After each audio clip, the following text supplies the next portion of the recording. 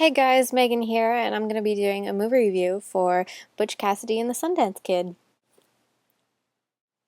Overall, I really enjoyed Butch Cassidy and the Sundance Kid. I wasn't expecting to going into it because I'm not a huge Western film fan. They're not usually my type of movie.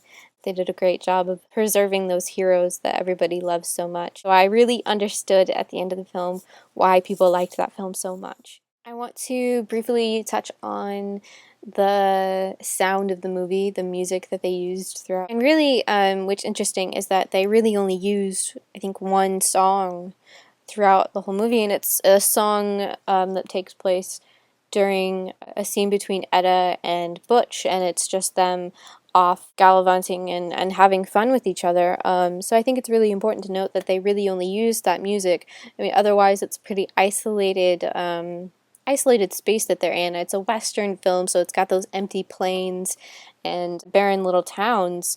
So I think having excess of music would have made it not so serious. It's a lot of, the horse hooves on the ground and, that running sound. Lots of movement. That's what you hear in the movie the most, I think, is just sounds of movement. Trains moving, people moving, horses moving. It's very driven towards emotion and constantly going from place to place. And I think that I remember there is another scene that has music in it, but it's the montage of them traveling to Bolivia.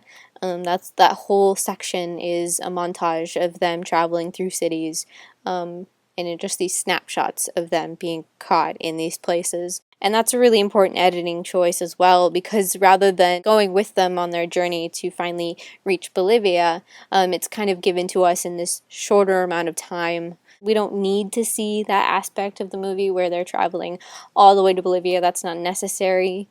So it's really useful in that sense to use that montage editing and get us there as fast as possible. Keeping the pace going in the movie was very useful.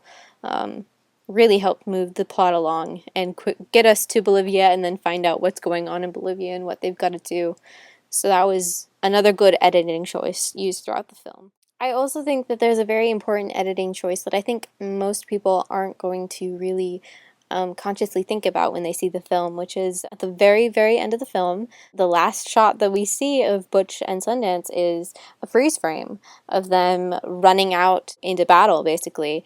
And it just freeze frame, just that shot of them running out. And that's it. That's the end of the film. And I think that's a really important editing choice because rather than going through the fight that they're about to have or fast forwarding to a moment later or after, I think that would have made the movie completely different. It would have changed the tone.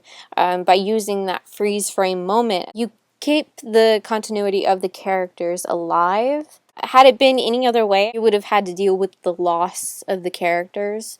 But freezing frame them, it's kind of like cementing them in that moment, and that's all you ever see of them, and that's kind of all you can ever, expect from them.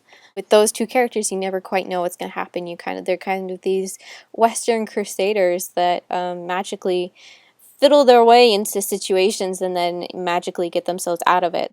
Any other ending wouldn't have preserved the characters properly. But that editing did it really well. I loved that editing right there at the end.